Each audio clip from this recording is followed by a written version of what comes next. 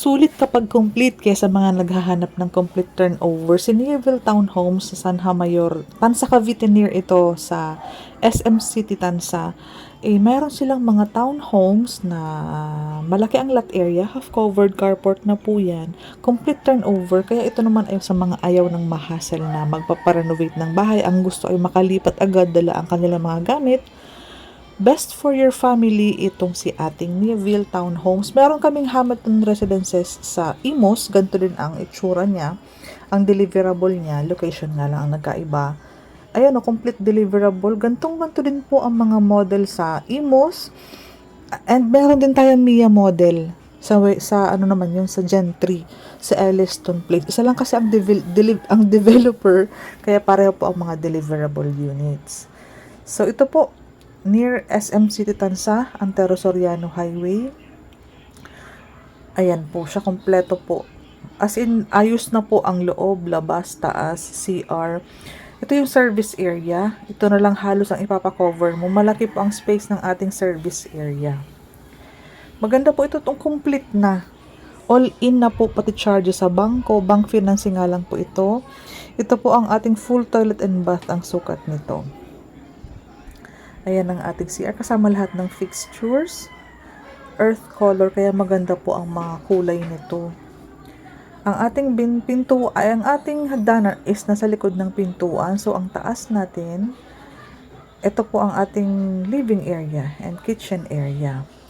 Ito po, meron na siyang 3 bedrooms. Ayan, isang common toilet and bath. Ayan siya. Meron siyang balcony. Ayan, second room, third room. So, kung ang anak mo ay babae, lalaki, tas para sa inyong mag-asawa, saktong-sakto po ito. Ang presyo nito is as is na. Mag-stop na ang increase kapag na-reserve mo na. So, imagine mo, hindi ka magpa-renovate. Yun na yung presyo. All in na po siya. Ito yung isang room natin. Ayan.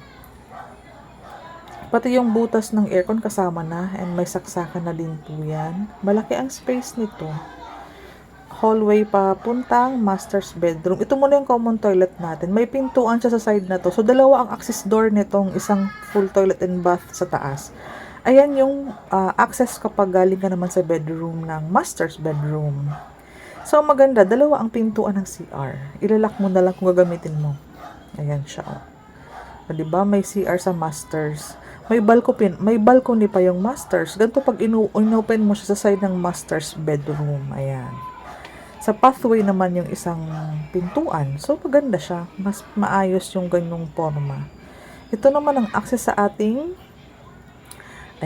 veranda, sa ating balcony. Pag mga corner lot, may access pa dito sa may gilid. Ganito ang itsura ng mga corner lot. Pero pag regular inner, balcony lang sa harapan. Sa mga interesado, daily tripping and daily reservation kami sa site. Malapit lang ang bahay namin dito. Tansa lang po kasi ito eh. And Antero Soriano National Road pa. So, malapit lang ito. Ang road nito is Tansa 13 Road. I-waste po ninyo katabi ng ng Anyana Antel. Yung isa sa mga magandang project sa Cavite, si Anyana Antel, medyo pricey. Katabi mo lang yun. Di ba po? Hindi kasing mahal, pero kasing ganda halos. Ayan ang ino-offer ni Duraville Group. Kung gusto mo ng Imos, may Hamilton. Kung gusto mo ng Gen 3, may Mia model. Pre-selling via bank financing lang po tayo meron. For more details, i-insert ko dito sa likod, pero i-explain ko siya pag nag-chat ka.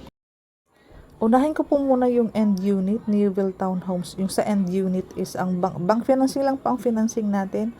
Bali, 78 square meters. Floor area po, 73 square meters. Floor improved area is 126 square meters. Total package price po is 5,081,300. So, ang scheduled down payment po nito is 10% muna ang unahin mo, payable ng 24 months. So, yung 508 po is, ililess muna natin siya ng 30,000 na reservation. So, yung net down payment natin is 478.